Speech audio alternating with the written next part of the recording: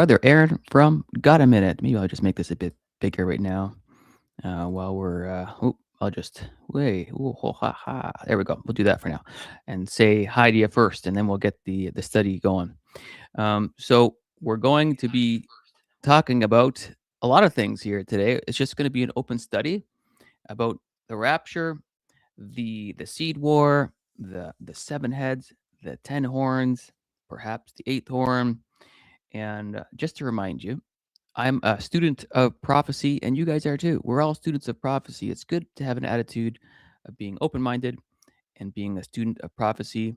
I'm going to say a lot of things, some of which you're going to agree with, some of which you might be neutral about, some of which you might disagree with.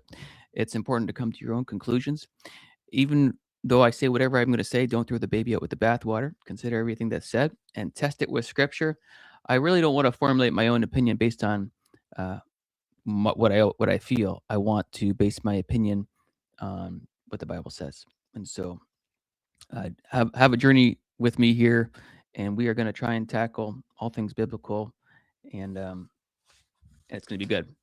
And yeah, so I just talked about that, and I'm going to try and include you guys with the teaching here, with the study, and if you have any questions, hopefully I can address them live. And if I don't know the answer, I'm really happy to say I don't know. And if I do know the answer, I'll jump around. And salvation. Let's talk about salvation. Let's talk about how to get to heaven before we continue on, and then we'll get into it. I'm excited to share with you guys and just study with you. To be honest, it's going to be good. Romans 10:9 through 13. It says that if you confess with your mouth the Lord Jesus and believe in your heart that God has raised him from the dead, you will be saved. For with the heart one believes unto righteousness, and with the mouth confession is made unto salvation. For the scripture says, whoever believes on him will not be put to shame. For there is no distinction between Jew and Greek. For the same Lord over all is rich to all who call upon him. For whoever calls on the name of the Lord shall be saved. The Bible says we can't get there on our own. We can't get there by our good works. Um, it is a free gift of salvation. Jesus died on the cross for our sins freely. Ephesians 2:8 through 9. For by grace you have been saved through faith, and that not of yourselves. It is the gift of God, not of works, lest anyone should boast. Now, of course, verse 10, it says here, for we are his workmanship created in Christ Jesus for good works, which God prepared beforehand that we should walk in them. So, of course, after we're saved, after we accept that free gift of salvation, we respond and we try to do good things. Of course, we're never going to be good enough, but we respond and produce fruits um, for the kingdom. So good to see everybody, and let's get into it. All right. Um, Oh yeah, and before we do that, just one more thing too. I've been doing this full time. This is basically my full time ministry. So if anybody would like to support this ministry, I'd appreciate that. The support links are always under the description, in the description box below. And if you want to join our study group, that's another thing. Um, we have an awesome study team in our Discord app. What a great team of people that I am surrounded by, and a lot of guys are a lot of people are in the chat right now. All right, so let's do this. So we believe here on this channel that the rapture happens before the 7 years of tribulation. Okay, so before the 7 years of tribulation, and there's lots of symbolic things in the Bible, and there's a lot of imagery in the Book of Revelation, and a lot of things in the Book of Revelation are not to be taken literally. A lot of things are symbols and figurative language that we have to kind of put together, and we can't really put it together unless we read the whole Bible. So sometimes if you just read Revelation, if you're like a new Christian and you read Revelation, you read and you go, what in the world is going on here? And but if you read the Bible, then Daniel explains Revelation, and Genesis explains Revelation, and Exodus explains Revelation, and Isaiah explains Revelation. And I think I said Daniel, but Daniel explains Revelation. Hey everybody, good to see everybody. And so we're gonna kind of start with the theme of this woman giving birth to a male child, and the seed, and the rapture, and the seven kings. We're gonna go around here and talk about it. We're gonna read the Bible. I usually read out of my hard copy, but I'm also gonna show on stream. Here, let me just readjust how this looks. I'm gonna show you some Bible verses on here as well. So let's bounce around. And let's try and explain something. Let's try and explain what's going on. Okay, in order to understand this woman with the male child, we've got to go back to Revelation 17. So, you know, yeah, so I've been doing this for about 5 years, and I'm as I've been growing and maturing in the faith, I've been getting little pieces of puzzles and kind of putting it together and seeing the bigger picture. I still don't see everything clearly, and of course, you guys don't either. We're all just humans. Uh, we'll be in our glorified body one day and know and be like Christ. But until then, we're just going to be seeing things dimly, but certainly trying to. I'm starting to get the big picture together. So here's one piece of the puzzle that a lot of people get confused about. So I think if we start at Revelation 17, we will have some clarity here, and then we can come back to Revelation 12, and we can bounce around. So we've got this harlot riding the beast, and a lot of people get confused about the mountains. And so if we start there, I think we're going to have some clarity. Okay. All right. So in Revelation 17, let's start from verse 7. And the angel said unto me, wherefore didst thou marvel? I will tell you the mystery of the woman and of the beast that carrieth her, which hath the 7 heads and 10 horns. Okay, so we're going to highlight that together. So 7 heads and 10 horns. The beast that thou sawest was and is not, and shall ascend out of the bottomless pit and go into perdition. And they that dwell on the earth shall wonder, whose names were not written in the book of life from the foundation of the world, when they behold the beast that was and is not yet and is. And here is the mind that which has wisdom. The 7 heads are 7 mountains. All right. So this is not literal. Okay. So we're not talking about 7 literal mountains. And I'll explain why. The next verse explains it, actually. Okay. There are 7 heads, and there are 7 mountains on which the woman sitteth. And of course, the woman is not an actual woman. Okay. So this is not literal. Okay. The woman is not sitting on 7 mountains. There's an image of something. There's figurative speech here. So some people will try and attribute this to Rome or the Catholic Church because of the 7 mountain thing. But this is not a physical mountain, because the next verse it says, "And there are 7 kings, 5 are fallen, and one is, and the other is not yet come." So these are mountains that the heads are mountains, and these heads are 7 kingdoms. And kingdoms, mountains don't fall and all that. So if we read this from a different translation, I don't know if I've got one here. Let's see if this Geneva Bible says that 5 are fallen, one is, and another is not yet come. So we're talking about these mountains. These 7 heads right here are 7 mountains. So let me go back to that version now. These 7 heads are 7 kingdoms. And so let me just go over here and take this off for a second. So what we have is this understanding that the 7 heads are 7 kingdoms. And I've talked about this before in the past. Here's my little picture that I drew. But we have the first mountain representing Egypt, which is the first head of the beast. The second mountain representing Assyria, which is the second head of the beast. The third mountain representing Babylon, which is the third head of the beast, the third mountain. The fourth mountain being Medo-Persia, being the fourth head of the beast. Greece being the fifth mountain, the fifth head of the beast. Rome being the sixth mountain, the sixth head of the beast. And then we have debate on who the 7th kingdom is. But essentially, the 7 heads of the beast are 7 kingdoms.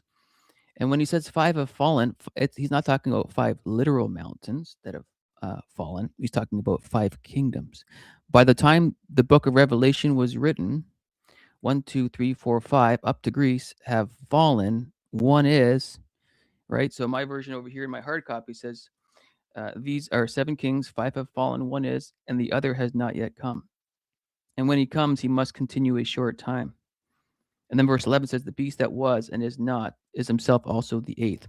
So this eighth little mountain is this Antichrist short-term system that's going to be around just for about 7 years, more or less. And there's going to be an Antichrist known as the little horn in Daniel 7. And this guy is going to be the man of perdition, the man of sin, who's going to stand in the temple, according to 2 Thessalonians chapter 2. Okay, this is an important foundation here, because if you don't understand this, then you're going to miss out on a lot of other understanding that we're going to talk about. Okay, so the 7 heads are representing 7 kingdoms. And who's the little g god of this world? Satan. Satan is the little g god of this world. And he has been operating this world since the beginning. Egypt, Assyria, Babylon, Medo-Persia, Greece, Rome. He's always been. And what did Satan do? He tempted Jesus. He offered him the kingdoms of this world. What verse was that? I think that was in Matthew. Let me see if I can find it. Matthew 4. Was it? Let me see here. This is okay. I'll just read it here. Let's see. He offered him the kingdoms of the world at some point in here. Matthew 4 verse 3. Now when the tempter came to him, he said, "If you are the Son of God, command these stones to become bread." And he answered and said, it is written, man shall not live by bread alone, but by every word that proceedeth from the mouth of God. Then the devil took him up into the holy city, set him on a pinnacle in the temple, and said to him, if you are the Son of God, throw yourself down, for it is written, he shall give his angels charge over you, and in their hands they shall bear you up, lest you dash your foot against a stone. And Jesus said to him, it is written, again, you shall not tempt the Lord your God. Again, the devil took him up on an exceedingly high mountain and showed him all the kingdoms of the world and their glory. And he said to him, this is what I wanted to read. All these things I will give you if you will fall down and worship me. Then Jesus said to him, away with you, Satan, for it is written, you shall worship the Lord your God, and him only shall you serve. Okay, so the punchline is Matthew 4:9. So let's go find that, and I'll highlight that over here in this version. Matthew 4:9, right here. And it says, and it saith unto him, all these things I will give thee, if thou wilt fall down and worship me. So this was a temptation from Satan to Jesus. This is showing us that Satan is the little g god of this world. He represents the dragon that's about to devour the male child. Okay. And again, if I show you this picture now, and we come back to this picture, he had the authority to give these kingdoms to Jesus. And of course, we know the story. Satan rejected that. So we've got this dragon, and at the time, these 7 kingdoms. Here's another big point: these 7 kingdoms weren't established in historical yet. So like, remember what it says in Revelation 17:11. It says, I'll just get it again. Revelation 17:11. The beast that was, Revelation 17:10. These are 7 kings. 5 have fallen. 1 is. So 1, 2, 3, 4, 5. 5 have fallen from Greece, Rome. He was crucified by the Romans. So 1 is. So by the time he was writing this, they were under Roman rule. Okay, so this is important because this is going to explain Revelation 12. So at the time the book of Revelation was written, Rome and the 7th kingdom wasn't established yet, fully completed yet. Okay. So now that we know that the 7 heads are 7 kingdoms, and at the time of the book of Revelation that it was written, 5 have fallen, but we were in the 6th. They were in the 6th kingdom by the time the book of Revelation was written, and he was crucified under Roman rule. He was crucified under the 6th crown, under the 6th kingdom. Okay, he was crucified under the 6th kingdom, which means the 7th one didn't have a crown yet. Very important. Let's go to Revelation 12 now. I've been trying to say for a while that the male child is the church being delivered on the rapture day, and it's not Jesus being born, and I'm going to explain that. And I think this is another way to explain it. And I'm going to take off all this other words because it's just a little bit so busy right now. We're just going to make it a little bit cleaner here. Revelation 12, we're going to read through that. And there appeared a great wonder in heaven, a woman clothed with the sun, the moon, and 12 stars. Okay, so there's 12 stars. So the Bible's going to interpret this. This is related to Genesis 37. This is not about stellarium. It's about Genesis 37. It's about Israel. So the woman is Israel. We'll get to that in a sec. But let's focus in on this. We want to really make the point here that the male child is the church, not Jesus being born. And why is that? And she, being with child, cried, travailing in birth, and pained to be delivered. And there appeared another wonder in heaven, and behold, a great red dragon having 7 heads and 10 horns. We'll make that different color here. And 7 crowns were upon its head. Okay, this is a big deal. 7 crowns were upon his heads. Okay, Jesus was born and crucified under the 6th kingdom, under the 6th head. There was no final complete crown on the 6th and 7th kingdom when Jesus was born. We are living in that 7th crowned kingdom right now. So on a timeline here, we're not talking about the birth of Christ. We're talking about a birth of a male child after the 7th kingdom has been established.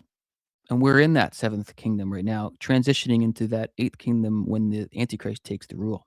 We're in that transition of the 7th to the 8th kingdom. So this dragon has 7 heads and 7 crowns upon his head. I'll go over to the this one now, and I'll highlight it from this side. It's the same version. It's just it's got the Greek numbers here. So 7 heads and 7 crowns upon his head. This cannot be the literal birth of Jesus. This is an event that's happening after the 7th kingdom has been established. I hope that makes sense. I think this brings a lot of clarity to the timing of this. I think a lot of great scholars, a lot of wonderful people have suggested that it's the birth of Jesus, but I think, like all of us, we need you to study and just check it out and test it. And so it says, and his tail drew the third part of the stars of heaven and did cast them to the earth. And the dragon stood before the woman, which was ready to be delivered, for to devour her child as soon as it was born. And there's that word for child. If you click on that, it says teknon, child. And that's the whole theme here too, is Satan is always trying to devour the messianic seed. He's always trying to destroy the Jewish bloodline. He's always trying to destroy the Christian. He's a lion roaring around seeking whom he may devour. That's what he wants. He just wants to kill and steal and destroy. That's what he wants. So he's trying to devour her child. And she brought forth a man child. There's that word for child over here. And that's Euhos, G5207. Who is to rule all nations with a rod of iron, and her child was caught up. That word is harpat. So that's our really popular word for rapture. For rapture, harpazo, unto God, and to his throne. And the woman fled into the wilderness, where she hath a place prepared of God, that they should feed her 1,260 days, essentially. 1,260 days. Okay, so let me bounce over here. Hope this makes sense. And okay, hey, thanks, Boohoo. You're doing well. Okay, so Genesis 37. Remember in Revelation? In fact, what I'll do is I'll just read my hard copy from Genesis 37, and I'll put that thing back on the screen. I want to show you that the woman is Israel and not stellarium, because the Bible says so. So I want to show you this. So there's a woman. There's a woman clothed with the sun and the moon, and under her feet, upon her head, 12 stars. Okay, so that's on your screen. I'm going to read Genesis 37, and this is Joseph's dream. Joseph's dream, Genesis 37, verse 9. Then he dreamed still another dream and told it to his brothers and said, Look, I have dreamed another dream. And this time the sun, the moon, and the 11 stars bowed down to me. Well, Joseph was one of the 12 stars, so there was 11 stars bowing down to him. In verse 10, it says, So he told it to his father and his brothers, and his father rebuked him and said to him, What is this dream that you have dreamed? Jacob knew exactly what he was saying. This is what Jacob says in Genesis 37, verse 10. Shall your mother and I and your brothers indeed come to bow down to the earth before you? Well, who is Jacob?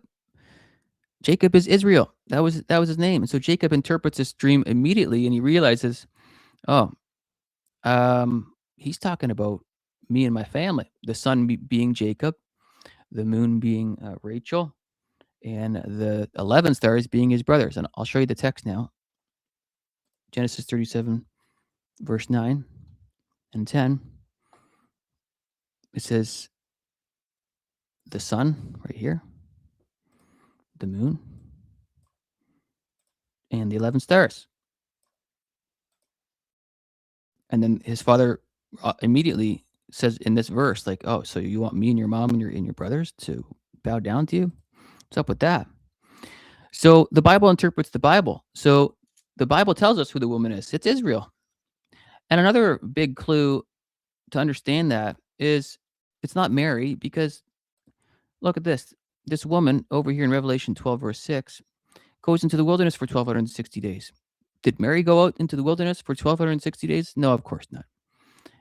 Mary didn't go into the wilderness for 1,260 days. It's an image of something. Okay, so let's try and summarize this a little bit. We have this dragon with 7 heads and with 7 kingdoms. 5 have fallen, 1 is, and 1 is in what yet to come. We go back to Revelation 12, and there's 7 diadems on these 7 heads, which means these kingdoms have already been established. This is a future event. This is not talking about the birth of Jesus. We see that the woman is clearly Israel because it relates to Genesis 37. Okay, let's zoom out and look at Genesis all the way to Revelation. What's the big story here? What's the big biblical narrative? We see a seed war. We see an enemy trying to always devour the messianic seed. We see that in Genesis 3:15. We see that in the book of Exodus. Well, let me go there. This is why we're doing a live stream. We can read that together. Genesis 3:15.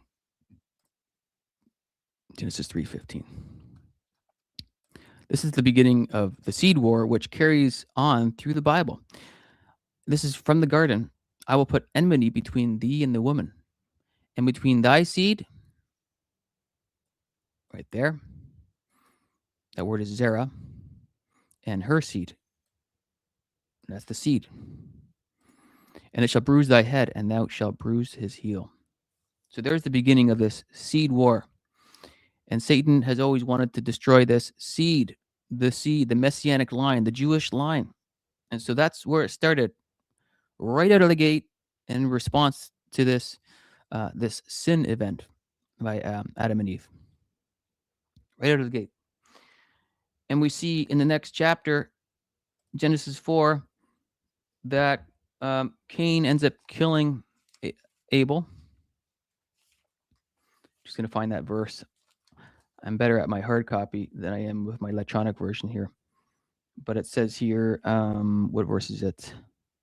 In verse 8, it says, And Cain talked with Abel, his brother, and it came to pass when they were in the field that Cain rose up against Abel and slew him. See, Cain was operating under the spirit of Satan. And already, right out of the gate, this is the pattern that we're going to see throughout the Bible, this intention of killing the messianic seed, and it started right away. And if we go over to 1 John, just got a little note here. 1 John, let's see here. 1 John 3, 12.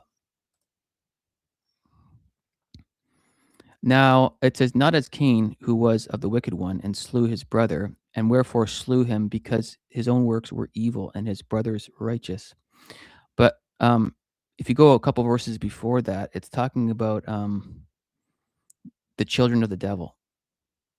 So there's the children of the devil, and there's the children of God. I'm a child of God because I believe in Jesus. I believe in the finished work that Jesus did for me. And you are all children of God if you believe in the finished work of Jesus. But if you do not believe in the finished work of what Jesus did on the cross, you're not righteous. You're not good enough to get into heaven. And you're children of the devil. So just like Joshua said, choose this day whom you shall serve. You're either going on the Lord's side or you're either on Satan's side. Well, Cain was operating on Satan's side when he went to kill Abel. But the whole point of what I'm trying to say here is this set the stage for the whole general story of the Bible. Okay. So then what we have, the next thing that comes to mind is Pharaoh. Pharaoh tries to kill the seed, the Jewish people, the people of Israel, when they're slaves in the book of Exodus. And so maybe I'll just read it in my hard copy, and we'll see what we find. And if you guys find it too in your versions, then let me know. Maybe I'll just kind of read it quickly, Exodus chapter 1, and we'll see this pattern here. Okay, Exodus chapter 1. I'll just read it in my hard copy. Now these are the names of the children of Israel who came to Egypt. Each man and his household came with Jacob: Reuben, Simeon, Levi, and Judah; Issachar, Zebulun, and Benjamin; Dan, Naphtali, Gad, and Asher. And all those who were descendants of Jacob were 70 persons, for Joseph was in Egypt already. And Joseph died, and all his brothers, and all that generation.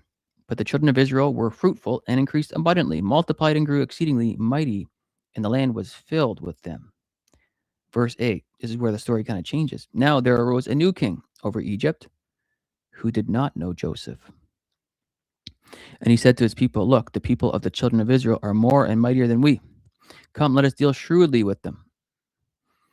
And at least they multiply. And it happened in the event of war that they also join our enemies and fight against us, and so go up out of the land. Therefore they set taskmasters over them, and to afflict them with their burdens. And they built for Pharaoh supply cities, Pithom and Ramses. But the more they afflicted them, the more they multiplied and grew. And they were in dread of the children of Israel. So the Egyptians made the children of Israel serve with rigor, and they made their lives bitter with hard bondage in mortar and brick, and in all manner of service in the field. All their service in which they made them serve with was with rigor. Then the king of Egypt spoke to the Hebrew midwives, of whom the name of one was Sephora, and the name of the other was Puah. Here's the big thing here. And he said, when you do the duties of a midwife for the Hebrew woman and see them on the birth stools, if it is a son, then you shall kill him. Whoa. But if it is a daughter, then she shall live. But the midwives feared God and did not do as the king of Egypt commanded them, but saved the male children alive. The male children were saved alive. This is a pattern of Revelation chapter 12. The dragon's trying to devour the male child. We see this right here in Exodus chapter 1. What happens though? In Revelation chapter 18. So the king of Egypt called for the midwives and said to them, why have you done this thing and saved the male children alive? So here's a type of the rapture right here. Here, I'll show it on this verse. Even though I'm reading from my hard copy, I'll put it here. This is Exodus chapter 1, and I'll highlight that one verse that I just, verse 16.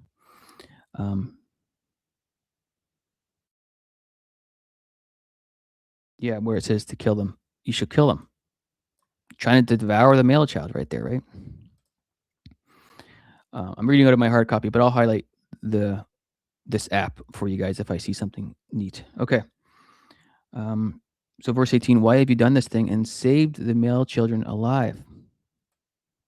So this is a pattern of the rapture right here, saving the male child alive. And the midwives said to Pharaoh, because the Hebrew women are not like the Egyptian women, for they are lively and give birth before the midwives come to them. Therefore, God dwelt well with the midwives, and the people multiplied and grew very mighty. And so it was because the midwives feared God that he provided households for them. So Pharaoh commanded to all his people, saying, every son who is born you shall cast into the river, and every daughter you shall save alive. Well, here's another thing: be cast into the river. So where have we seen that before? Be cast into the river. Well, in the book of Revelation, when this dragon's trying to devour the male child, what happens at the end of this chapter? He's trying to flood the woman and the offspring with water, right? All this flood stuff over here. Okay, so let me just read it from my text, because again, I have some notes in my Bible, and I might notice it and I'll say it. But in Revelation 12, the woman's persecuted, it says in my subheading in my hard copy. Verse 13 says, now when the dragon saw that he had been cast to the earth, he persecuted the woman who gave birth to the male child. Well, that's what Pharaoh was doing with the male children, the seed of Israel. But the woman was given 2 wings of a great eagle, that she might fly into the wilderness to her place where she is nourished for a time, times, and half a time. That's 1260 days. That's the same mention that we just saw in Revelation 12, verse 6. It's just saying the same thing again. So somebody asked in the comment section, oh, why is there two different time periods? It's not 2 different time periods. It's just saying the same story more than once. Okay, so verse 15. So the serpent, here's the thing, spewed water. Okay, so and the serpent cast out of his mouth water. Well, that's what Pharaoh said. Throw them in the Nile. It's the same story. So the serpent spewed water out of his mouth like a flood after the woman, that he might cause her to be carried away by the flood. And then verse 16 and 17, but the earth helped the woman, and the earth opened its mouth and swallowed up the flood, which the dragon had spewed out of his mouth. Okay, so the woman is protected. So Israel is protected for the last 3.5 years. Verse 17, and the dragon was enraged with the woman, and he went to make war with the rest of her offspring. So I believe that's the tribulation saints, the people that come to believe in Jesus during the tribulation. So that word is seed, offspring. And that Greek word is sperma, G4690. There it is right here. Again, going after the seed. He just doesn't stop. He's going after the woman. He's going after us. He's going after tribulation saints. Doesn't stop. He just always wants to kill the seed. That's his mission. That's Satan's mission. Destroy, destroy, destroy. That's the whole story.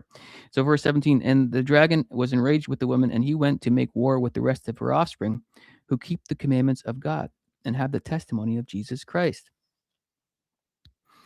All right. So again, to summarize, we've got the 7 heads are 7 kingdoms. They're not literal mountains. 5 have fallen at the time of the book of Revelation.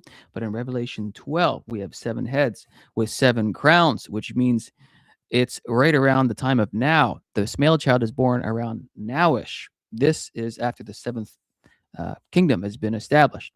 There's a debate on what the 7th kingdom is, but there's definitely 7 kingdoms with 7 crowns at right now in this year. We're entering into this 8th kingdom very soon. And we had the spirit of Satan trying to destroy the seed. The destroyer is trying to destroy the seed. And so we've got that back in Genesis chapter 3. There's going to be a war between your seed and her seed. And Cain kills Abel. And then we have this pattern. Pharaoh is trying to kill the male children in Exodus chapter 1. And then we see this in Matthew chapter 2. What does Herod try and do? Herod tries to kill the seed. Herod is being influenced by the little g god of this world. Herod's trying to destroy the messianic seed, just like Pharaoh was trying to destroy the seed. You see the theme here? The theme is just kind of always going here.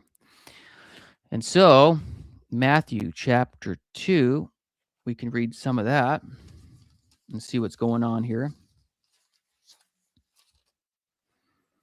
And let's see here. Matthew 2, verse let's just go from 16. Okay, Matthew 2, verse 16. Then Herod, when he saw that he was deceived by the wise men, was exceedingly angry, and he sent forth and put to death all the male children. Whoa, sound familiar? All the male children who were in Bethlehem. Why? Because male children hold the seed. So he put to death all the male children who were in Bethlehem and in all its districts from 2 years old and under, according to the time which he had determined from the wise men. Then was fulfilled what was spoken of by Jeremiah the prophet. A voice was heard in Ramah, lamentation, weeping, and great mourning. Rachel weeping for her children, refusing to be comforted because they are no more. And that's taken from Jeremiah 31:15. Let me pull that up. So Matthew 2:18 is coming from Jeremiah. And so scripture was fulfilled. Where's my Jeremiah? There it is. 31 verse 15. So this right here is Matthew 2:18. There it is. Fulfillment there. All right. So again, we've got this woman giving birth to a male child at this time, close to this time that we're in now. We don't know exactly when this rapture is, but it's a picture of the rapture. Another thing that people get confused about is, no, wait, I'll stay in this theme. Esther. Let's go to Esther. What happened in Esther to carry on with this seed, this idea that Satan is trying to destroy the seed? Well, in Esther, chapter 3, verse 9, let's get the hard copy out here.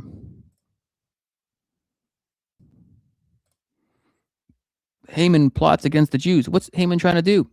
He's trying to destroy the seed. This story doesn't stop. Esther 3, verse 9 says, if it pleases the king, let it be written that they may be destroyed. Destroyed. He wants to destroy the seed, the Jews. And I will pay 10,000 talents, of silver to the hands of those that have the charge of the business to bring it to the king's treasuries. And so you guys, most of you would know the story the king says, okay, this sounds good. Let's do this. And then they made another decree to defend the Jews. But isn't it interesting how in the book of Esther, we have 10 of his sons that are hung.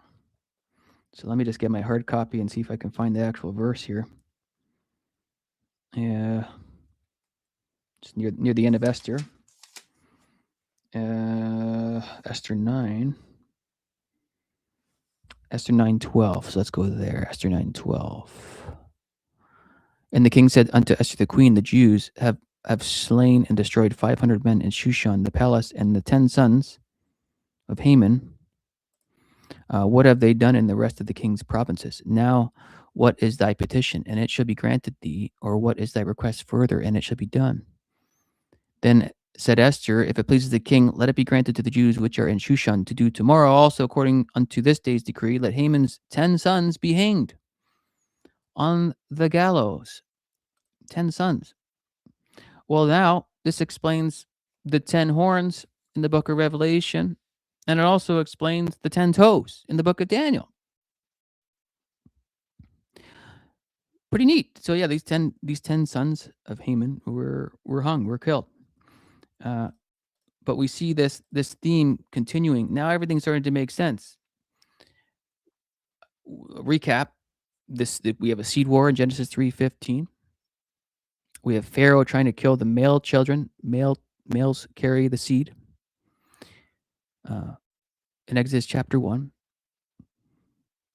We also see in Matthew chapter 2, Herod trying to kill the male children. So in Exodus chapter 1, Pharaoh was trying to kill the male children.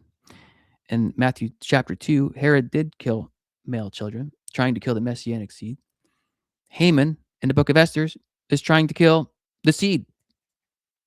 The theme just keeps on going.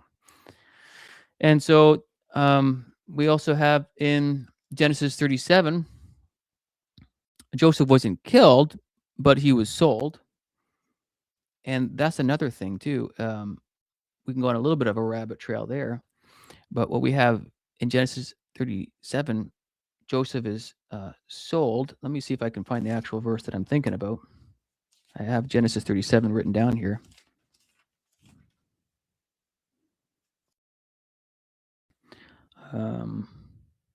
Oh, that's the dream.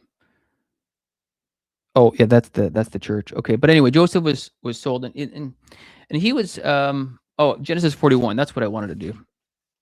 Joseph was elevated to second in command, and it says right here, Genesis 41 verse 40. You shall be over my house, and all my people shall be ruled according to your word. Only in regard to the throne will I be greater than you. And Pharaoh said to Joseph, see, I have set over you over all the land of Egypt. Then Pharaoh took his signet ring off his hand and put it on Joseph's hand. And he clothed him in garments of fine linen and put a gold chain around his neck. Okay, so Joseph was elevated to second in command before the 7 years of famine. Perfect. Joseph is not only a type of Jesus, but he's a type of the church. And he gets elevated, it says here in Genesis 41, and is second to Pharaoh, and ends up helping with the collecting of the food for the 7 years of famine. And he ends up restoring Israel back. And they come, and there's a lot of forgiveness, and that's a whole other story. But the point is, Joseph gets elevated before the 7 years of famine. So too, the church will follow that same pattern. Will be brought to the Father and will be ruling with him. So Joseph was ruling on the throne of Pharaoh in Genesis 41. What does it say in Revelation to the last church? Revelation 3:20. Here, I'll get the text up. Hey, before I do that, let me get the text on the screen. Sometimes it's good to see it in more than one way. Genesis 41, verse I guess Genesis 41 area. And Pharaoh said unto Joseph, see, I have set over thee over all the land of Egypt. So that's the area. You should be over my house, and according to thy word shall all my people be ruled. Only in the throne will I be greater than you. There's the other spot too. And he took off his ring and gave it to Joseph, essentially, in Genesis 41. Okay, so now we go to the seventh church in the book of Revelation. What does it say here? To him that overcome will I grant to sit with me in my throne, even as I also overcame and am set down with my Father in his throne. This is just like Joseph sharing the throne of Pharaoh. Just like Joseph shared the throne of Pharaoh, so the church, the Rapture church, will share and sit with the Father on his throne. Like, this is incredible. This is quite a big deal. This is hard for our little human minds to wrap our head around. And also Revelation 2:26, I believe it is. And he that overcometh and keepeth my works unto the end, to him I will give power and over the nations, and he shall rule them with a rod of iron. And the vessels of potter shall they be broken to shivers, even as I received of my Father. So that's another blessing. So we're going to be ruling and reigning with him and sharing a seat on the throne, just like Joseph sat with Pharaoh. Whoa, that's incredible. Okay, so where are we at with everything right now? Do I have any other notes with this seed thing? That's probably the main points with the seed thing. We talked about the 7 heads and the 7 kingdoms. Daniel, that's probably a good spot to go to. The 10 toes. And this will help understand with the 7 heads and the 7 mountains. Daniel chapter 2. We can pull that up, and we will, if we need to, we can highlight some of these words here. Daniel chapter 2 would help kind of wrap things up here and make everything more clear. I think we can start from Daniel 31 area. And I'll read from my hard copy because I'm most familiar with that, and I'll try and highlight on the page as we go. Okay. Um, all right. So Daniel 2:31, according to my hard copy, you, O king, were watching, and behold, a great image. This great image, whose splendor was excellent, stood before you, and its form was awesome. This image's head was of fine gold, its chest and arms of silver, its belly and thighs of bronze, its legs of iron, its feet partly of iron and partly of clay. You watched while a stone was cut out without hands, which struck the image on its feet of iron and clay and broke them in pieces. Verse 35. Then the iron, the clay, the bronze, the silver, and the gold were crushed together and became like chaff from the summer threshing floors. The wind carried them away so that no trace of them was found, and the stone that struck the image became a great mountain. There it is, a great mountain. A great mountain. So let me just read that again. And the stone that struck the image became a great mountain and filled the whole earth. This is the dream. Now we will tell the interpretation of it before the king. Okay, so is Jesus literally going to throw a stone on the earth and everything's going to turn into a big mountain? I mean, maybe there's a little bit of literal stuff going on, but there's an interpretation to this. He's going to tell us that the mountain represents kingdoms and kings and kingdoms. And to remind you, you can't be a king unless you have a kingdom. Okay, so when you see kings or kingdoms in the Bible, it's kind of unanimous. You can go back and forth with those words. Okay, so verse 37 now. Oh, you, O king, are a king of kings, for the God of heaven has given you a kingdom. So he's right. He's talking about these kingdoms, and he's making this parallel about the mountain being kingdoms. But remember Revelation 17? The seven heads are mountains, which are kingdoms. Let me just pause on this, actually. Daniel 2:37. We're talking about kingdoms and mountains, right? Kingdoms and mountains. Let's go to Revelation 17. And these are the seven kings. 5 are fallen and 1 is. But we just got finished talking about mountains in Revelation 17, verse 9. And I'll just say, don't get too confused. The King James does an okay job here. But if you explore other translations, you'll see that Revelation 17 and 9 and 10, they actually flow together. The seven heads are seven mountains, which are seven kingdoms. Okay. So explore different translations and it'll all make sense. Okay, if you go back now to Daniel 2, we're talking about kingdoms and mountains. It's explaining Revelation 17. It's actually very easy. And verse 38 in my hard copy says, and whenever the children of men dwell, or the beasts of the field and the birds of the heaven, he has given them into your hand and has made you ruler over them all. You are this head of gold. Okay, so this is the first, the first mountain, so to speak. But after you shall arise another kingdom. Okay, we're talking about kingdoms. Inferior to thee, and another third kingdom of brass, which shall bear rule over all the earth. Like I said, I just showed you the kingdoms earlier on my piece of paper there. And verse 40, and the fourth kingdom shall be strong as iron. For as much as iron breaks in pieces and subdueth all things, and as iron that breaketh all these shall it break in pieces and bruise. In verse 41, and wherever you saw the feet and toes, there's the toes. Well, how many toes are on a foot? Well, there's 10 toes. How many sons of Haman was killed? There was 10. How many horns are on the dragon coming to devour the male child? There's 10. But notice something here. I got to do a pause now that I think of this. Notice in Revelation 12, notice something really important here. There's 10 horns, but these 10 horns don't have crowns. Okay, so don't miss that. In Revelation 12, these 10 horns don't have crowns. This tells us a very, very, very, very specific moment in time when this male child is caught up. It tells us that it's going to happen after the seventh kingdom is established, but it's also telling us it happens before the 10 kings have dominion. They don't have dominion yet because they don't have crowns yet. But the next chapter over, guess what happens? These 10 horns, they have 10 crowns this time. You see that right here? Now, at this point, now these 10 horns have 10 crowns. So going back to Revelation 12, we're in that window.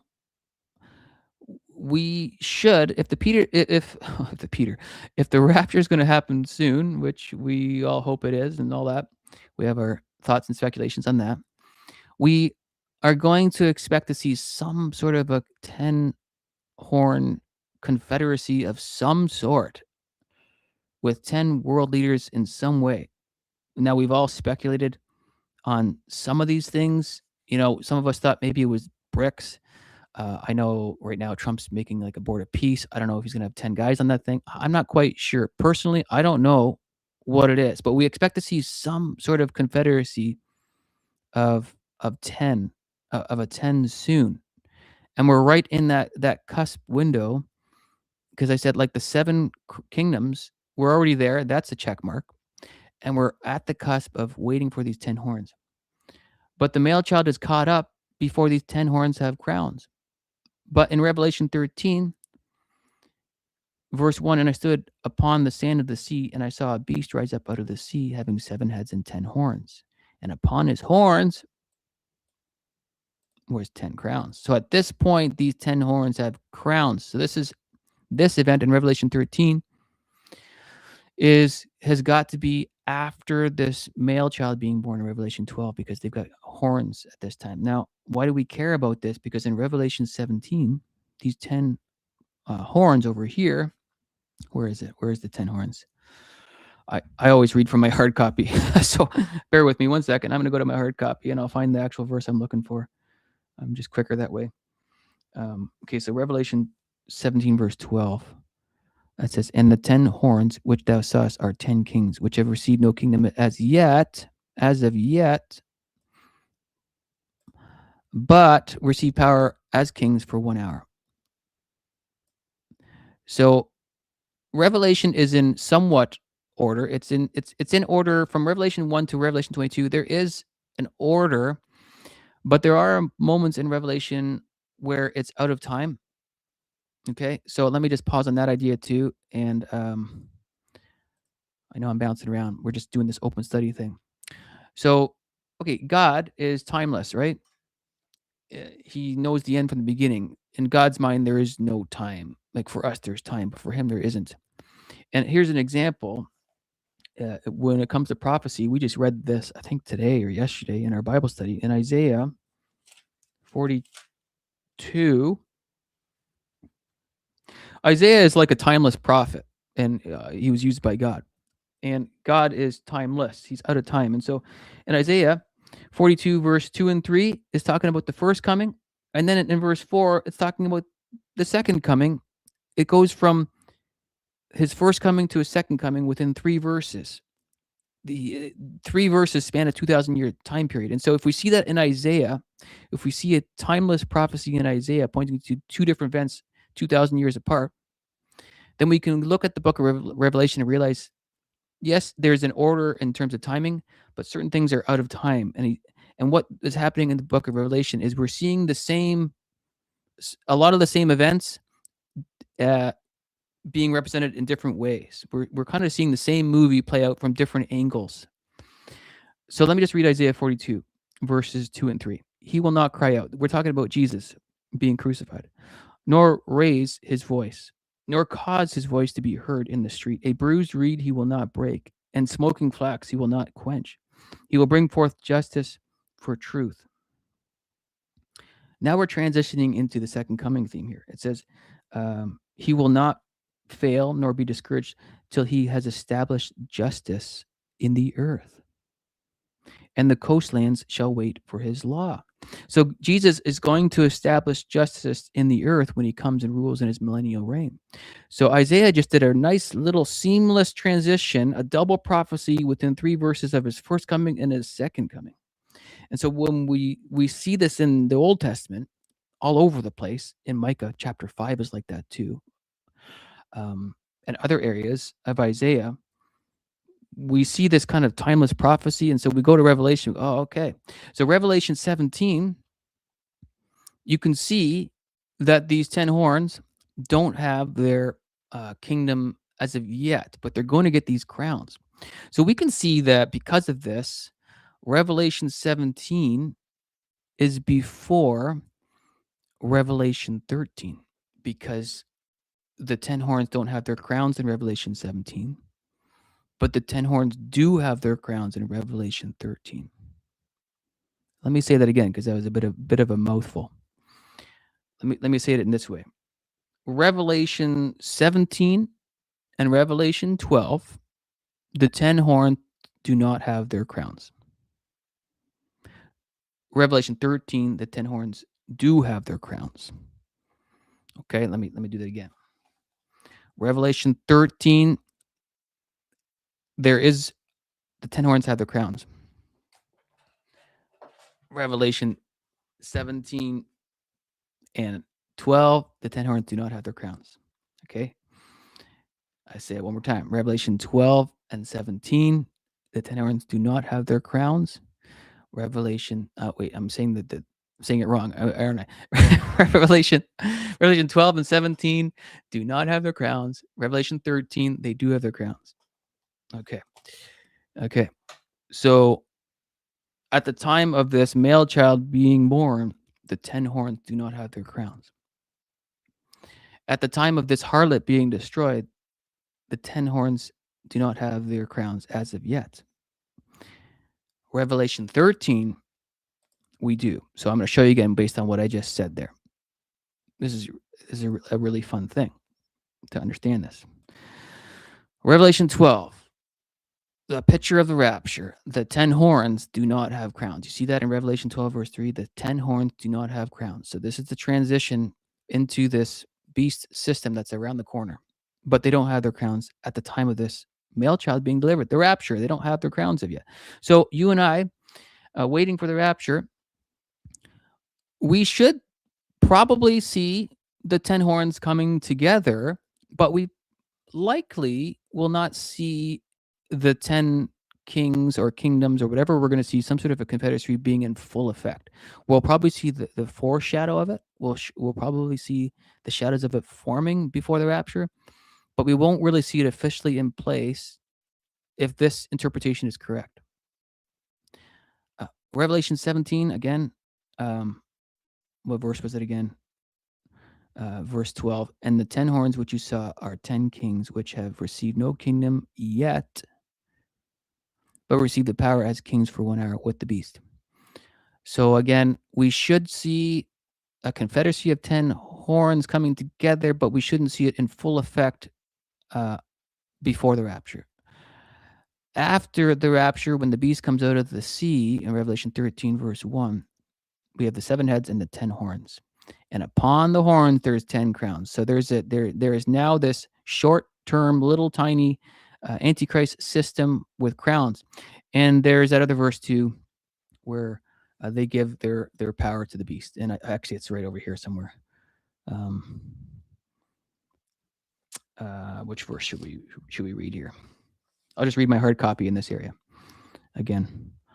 Okay. Revelation 13, and then I stood on the sand of the sea, and I saw a beast rising up out of the sea, having 7 heads and 10 horns, and on his horns 10 crowns, and on his head a blasphemous name. And the beast which I saw was like a leopard. His feet were like the feet of a bear, and his mouth was like the mouth of a lion. And the dragon gave him his authority, his throne, and his great authority. And I saw one of his heads. Now we're on verse 3. I'm reading from my hard copy here. One of his heads. And again, what is the heads? The heads are mountains. Well, what are the mountains? The mountains are kingdoms. And I saw one of his heads, as it were, wounded to death, and his deadly wound was healed. And in all the world wondered after the beast. So they worshipped the dragon, who gave authority to the beast, and they worshipped the beast, saying, "Who is like the beast? Who is able to make war with him?" Verse 5. And he was given a mouth speaking great things and blasphemies, and he was given authority to continue for 42 months. Verse 6. Then he opened his mouth in blasphemy against God to blaspheme his name, his tabernacle, and those who dwell in it. Verse 7, here's the continuation of the whole theme of what I've been talking about this whole video. In verse 7, it was granted to him to make war with the saints and to overcome them. And authority was given him over every tribe, tongue, and nation. So here we go. The spirit of the Antichrist, the spirit of Satan wanting to continue to destroy the seed.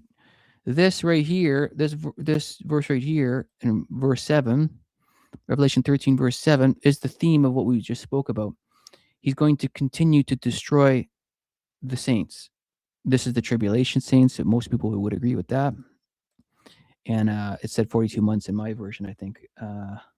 What does it say in this hard copy? Yeah, 42 months right there. Okay, good.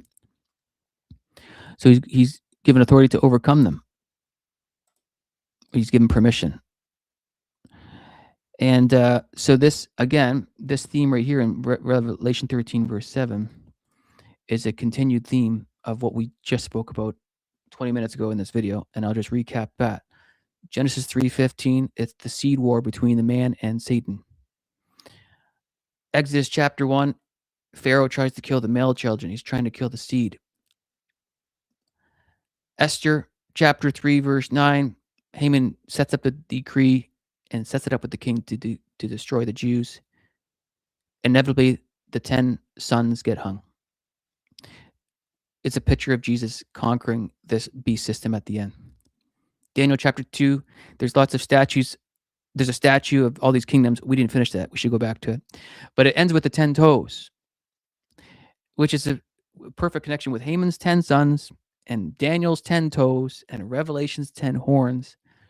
It's also Daniel 7 talks about the horns as well. But these 10, 10, 10 are all symbolic of the same thing. And then, of course, we just went over it, but Revelation 12, the 10 horns don't have crowns. Revelation 17, the 10 horns don't have crowns. Revelation 13, the 10 horns do have crowns. What happens in Revelation 13, verse 7? He wants to continue to do what he's always done. Destroy, destroy, destroy. Destroy the seed. Destroy, destroy, destroy. But that's exactly what's going on in Revelation 12 at the very end of it. He's just trying to destroy the seed. It's the same story said in different ways, but it's always been about this seed war, this seed war of destruction. Let's go back to Daniel chapter 2 because we didn't finish it. We rabbit trailed out of that. So we want to just kind of finish that thought. And we got to somewhere around here. Let me go back in my hard copy here.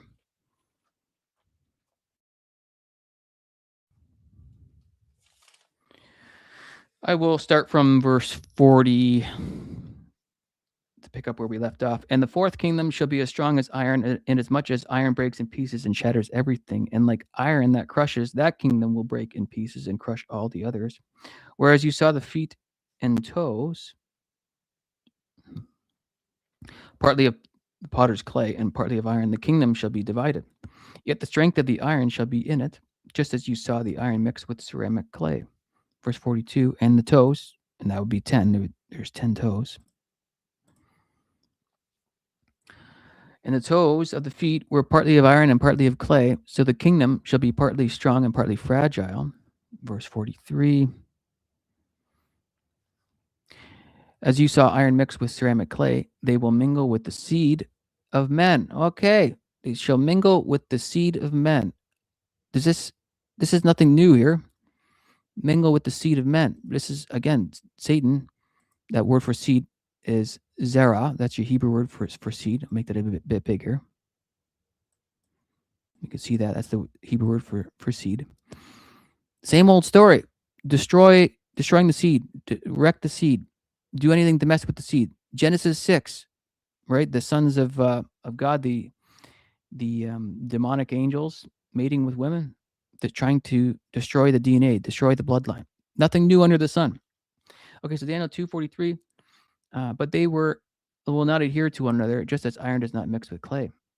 Verse 44, and in the days of these kings of God of heaven will set up a kingdom which will never be destroyed. Okay, so a kingdom. Here we go again, talking about a kingdom. But we're talking about Jesus now showing up, doing his thing. And the kingdom shall not be left to other people, and it shall break in pieces and consume all these kingdoms, and it shall stand forever. Here's the other kingdom word here. And as much as you saw that the stone was cut out of the mountain without hands, and here we go. There's the mountain and the kingdom's connection. Without hands, and that it break in pieces the iron, the brass, the clay, the silver, and the gold, the great God hath made known to the king what shall come to pass hereafter, and the dream is certain, and the interpretation thereof is sure. Okay, so now after Daniel tells them about this kingdom connection and the mountain connection, Daniel, just like Joseph was promoted to second in command, here, Daniel is promoted. Daniel is promoted here. It says here in verse 48, then the king promoted Daniel and gave him many great gifts, and he made him ruler over the whole province of Babylon. Are you kidding me? And that happens before his three buddies, Shadrach, Meshach, and Abednego. That's another story. Get thrown into the fire. But Jesus protects them. But the point here is Daniel is elevated before this furnace incident. So too, the church will be elevated before the furnace incident on earth. So that's pretty cool. That's a pretty cool thing. Okay.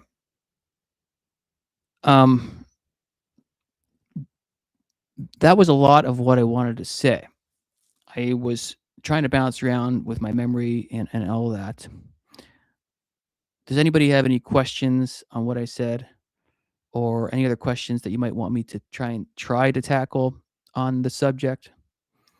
Let me know, and I'll try and take a peek over there and see if I can go with anything there.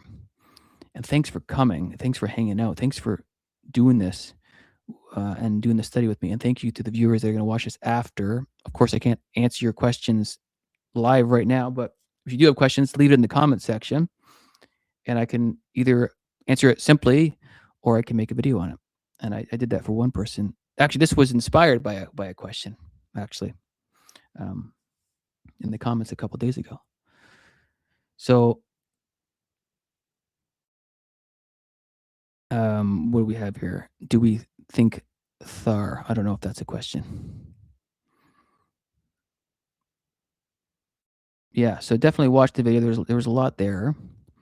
But you know what? I'll recap everything I said while I'm waiting for a potential question. I'll just recap it and kind of conclude here.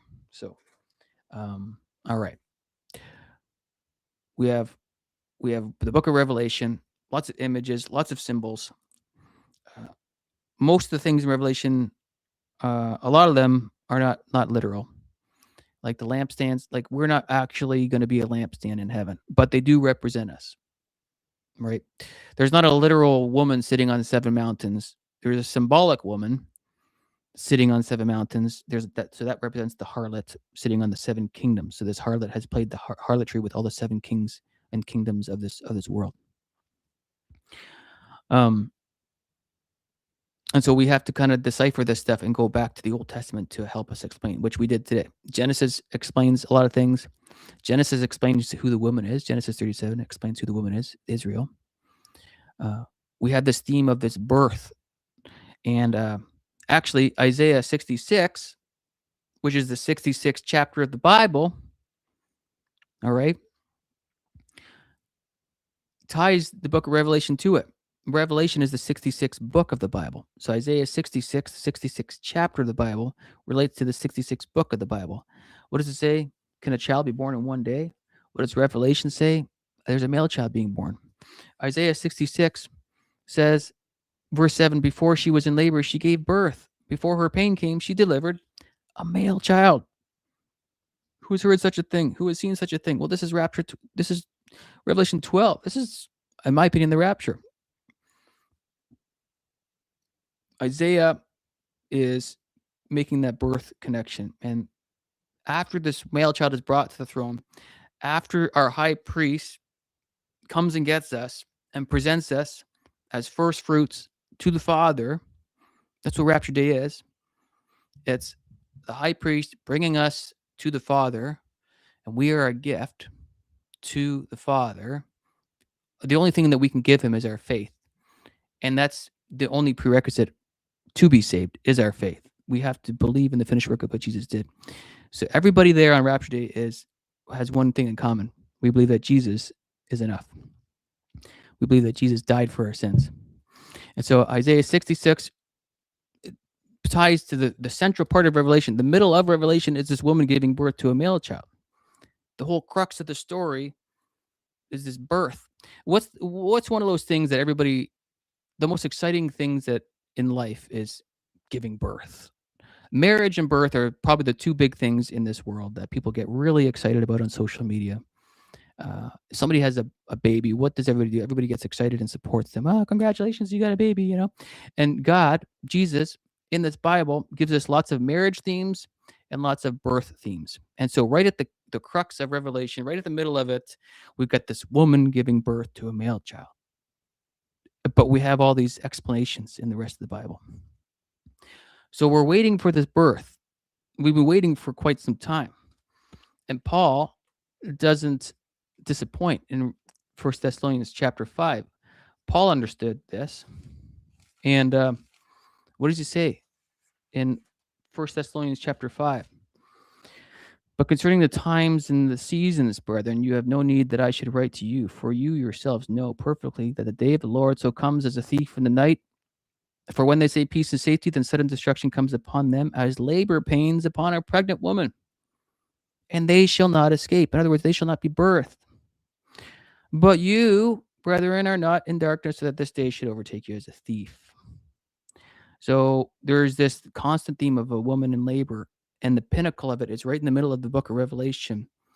And it's this dragon with 7 heads and 7 crowns, meaning now, the time is now, is trying to devour this male child. It wasn't 2,000 years ago. The theme of the dragon trying to destroy the male child has always been. Satan has always been trying to destroy the messianic line. But this moment, this picture that John saw in the book of Revelation was something else. He was seeing a birth that is yet to come. He's seeing a birth that is a future moment in time. And after that woman gives birth to the male child, the travail happens, according to Isaiah 66. The tribulation happens, and it's called Jacob's trouble. That's why the woman is brought to the wilderness for a time. Okay. Thanks for hanging out, guys. Thanks for hanging out. And I didn't notice. Okay. We do have some questions. Okay. Evan says, do we think that the BRICS might be the 10 kingdoms to come? I was thinking that it might be the BRICS.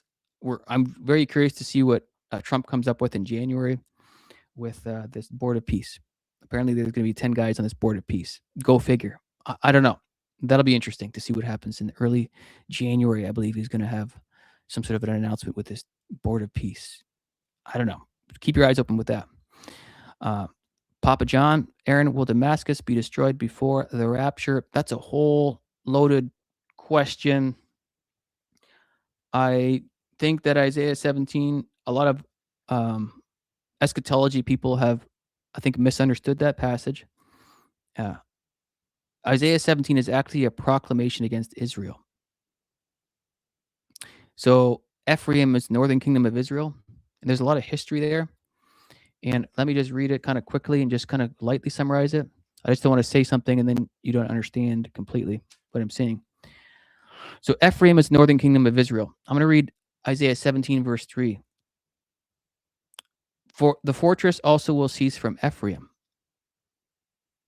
That's the northern tribes of Israel. That was the northern tribes of Israel, the northern 10 tribes of Israel. There's a lot of history there where Ephraim and Damascus were actually in partnership against Judah. And then the southern kingdom of Judah partnered with, I believe it was Assyria, and they came against both Damascus and Ephraim in around 730 BC, something like that. So there's a lot of homework there, but just know that Ephraim is the northern kingdom of Israel. And when it says in Isaiah 17, verse 3, The fortress also will cease from Ephraim. This is bad news for the northern kingdom of Israel. And I think that most of Isaiah 17 was a historical event that already happened. And even my subheading in my Bible, proclamation against Syria and Israel. So a lot of people think that Isaiah 17 is like Israel destroying Damascus. That's definitely not. That's definitely not what this chapter is saying. So my short answer is I'm not really looking for Damascus to be destroyed, because I think the way that most people understand that, I don't think it's exactly what Isaiah 17 was saying. So it's kind of just like it's not really a big thing for me to be following that, because I think of Isaiah 17 as more of a historical event, not a future event that yet to be fulfilled. It's kind of a complex question and worth like a really long study on that. But that's my short answer. Island Girl, are you watching Zechariah 12, verse 3, Jerusalem being a burdensome stone to all nations as a kickoff to Jacob's trouble? Yeah, I think we all are. I think so. Yeah, burdensome stone. Everybody's going to come against Jerusalem at some point. And isn't that interesting how this whole world is kind of slowly coming to a hatred towards Jerusalem? I don't know if I answered it really clearly, but somebody in my comment section was asking about the eighth horn in Daniel. That would be the Antichrist. Daniel 7, verse 8 would be an example of the Antichrist. Just zipping over here.